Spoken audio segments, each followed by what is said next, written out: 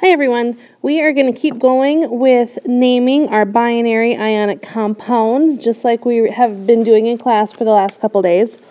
This is part 2 because today in class we have already dealt with how do you get the name from the formula. So before we get into part 2, a couple review questions first dealing with the stuff from today. Okay, I'm going to write a formula, and I want you in your answer portion to tell me what the name is for that compound. Okay, so number one, I want you to tell me the name for CuSO4. That's the first one. And then number 2, I want you to give me the name for NaOH. So go ahead and pause the video, go down to the form below and put your answers in, and when you're done, come back up and keep going. Okay, so part 2, we're going to now move a step forward, and I'm going to give you the name of a compound, and our job is going to be to write the formula. Okay, so same concepts we've dealt with. We're still going to have monatomic ions, the single ones from the periodic table. We're still going to have polyatomic ions. We still need to remember about our transition metals and all that kind of stuff. So all the same concepts, we're just flipping it around. So if I give you the compound name, if I tell you that we're dealing with sodium fluoride, we need to then come up with a formula, okay? So we're going to first of all start with our cation, and we've got sodium here, so we're going to find that on the periodic table, and we're going to write the symbol down, okay? So there's sodium. Fluoride, it ends in IDE, and so we know that's our clue for a regular element on the periodic table, because we change our endings to IDE when we name them. So fluoride tells us we're dealing with fluorine, so I'm going to go to my periodic table, find fluorine, find the symbol, and write it down. Okay, so I have NaF so far because all I've done is written down the symbols. Now, I am not done. Okay, you can't just write the symbols and be done because we need to make sure that this formula is put together correctly and look at the charges just like we did when we were coming up with the formulas earlier this week. We now need to go back to checking the charges to make sure it's right. So find sodium on the periodic table, find its charge is a +1, find fluorine on the periodic table, find that its charge is a -1, and then based on those two charges, we need to make sure that they cancel each other out, and here we do. So our final answer for this one is NaF, sodium fluoride. Okay, now we're going to do a couple more. All right, now for this one, the name I'm going to give you is potassium sulfate. Okay, potassium sulfate. That's our name. We now need to come up with a formula.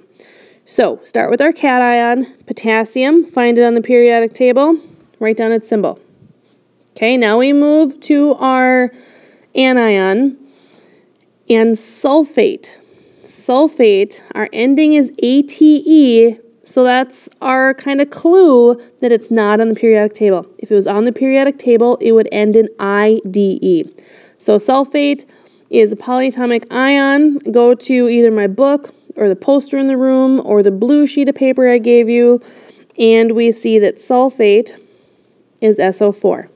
Okay, so now we have that done. We've written down the symbols for our cation and our anion. Now we're going to do charges.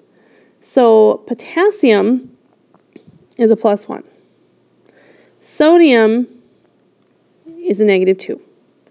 Okay, so they don't equal each other out right now, so we need to make sure that we add atoms so that our positive side equals our negative side.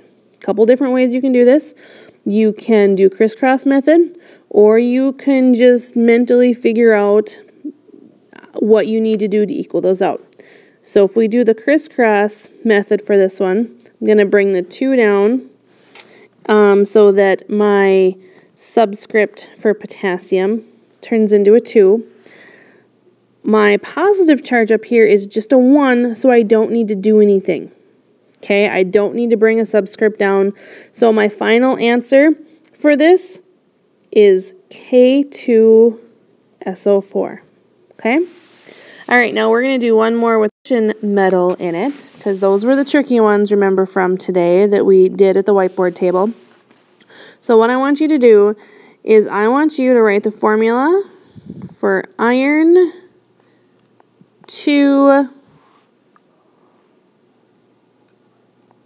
bromide.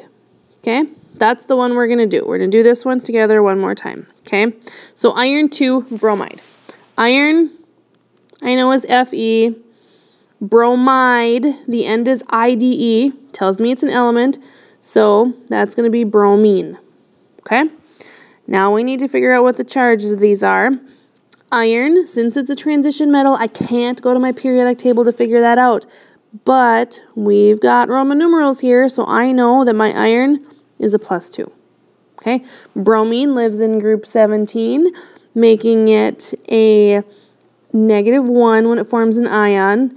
So once I crisscross my charges, we end up with a formula for this being FeBr2.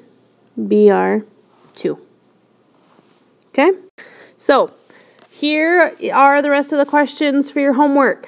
So question 3, in the form below, please tell me what is the formula for magnesium nitrate. Go ahead and pause the video and go do it.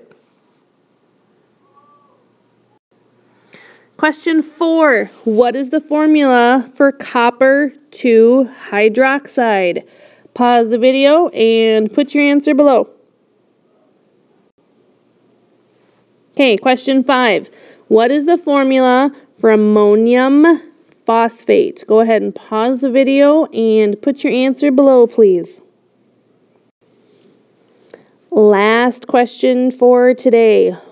Question 6. What questions do you still have about naming ionic compounds? Okay, this can be any question you have over either stuff we did in class today, if you're still wondering, what do I do with a transition metal, or anything from this video as far as I have the name going to the formula.